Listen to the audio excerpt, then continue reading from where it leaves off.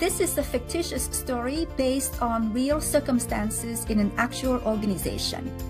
Junction Falls Finance and Accounting Services. Joe is the director, Libby is the chief accountant, and Bob and Nora are accounting assistants. Joe has recently implemented several changes. He will enforce vacation.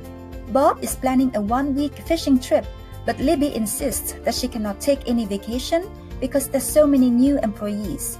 Joe insists that she take a break, and Libby agrees to do this but only takes one day at a time.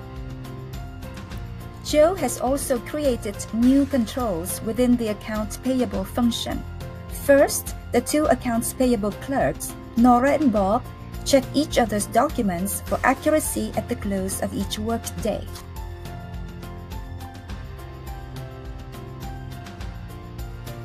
Each Tuesday, Libby collects the invoices to be paid for that week and prepares the documentation so that checks can be drawn and mechanically signed in the nightly cycle.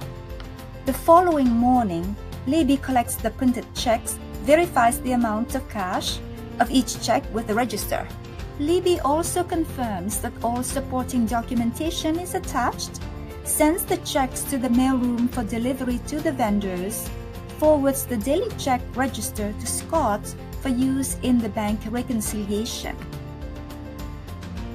And then Libby returns the invoices to Nora and Bob for inclusion in the vendor files. Libby is also responsible for periodically reconciling the accounts payable subsidiary ledger to the control account.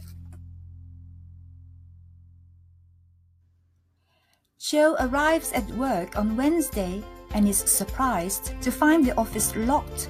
As he opens the door, he hears the phone ringing. It is Libby's husband who informs Joe that Libby had an automobile accident on the way to work and is being admitted to Junction Falls Hospital. Joe takes over Libby's duties until she recovers. He collects the checks that were printed the previous night, along with the supporting documentation. After completing the necessary reconciliation, he hands the paid invoices over to Bob and Nora for filing.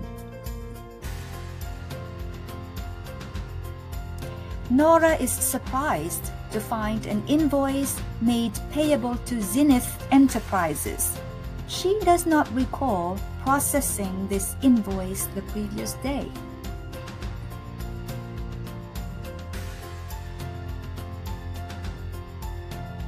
This is what happened.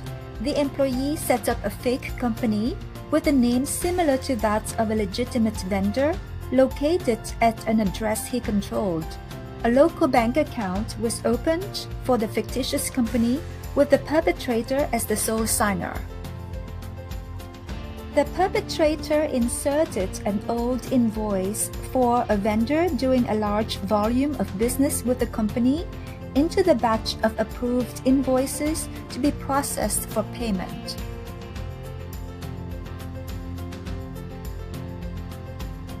To bypass a control that prevents duplicate payments, the perpetrator altered the invoice number.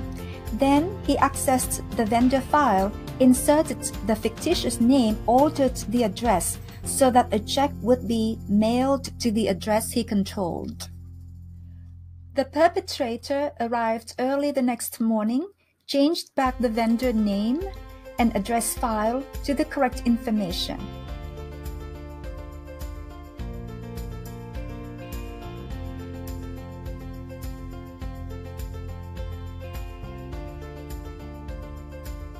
Then the perpetrator destroyed the check register for that day.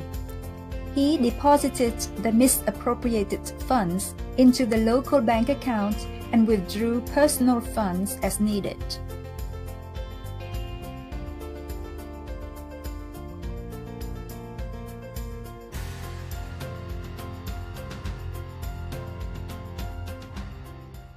Created using Powtoon.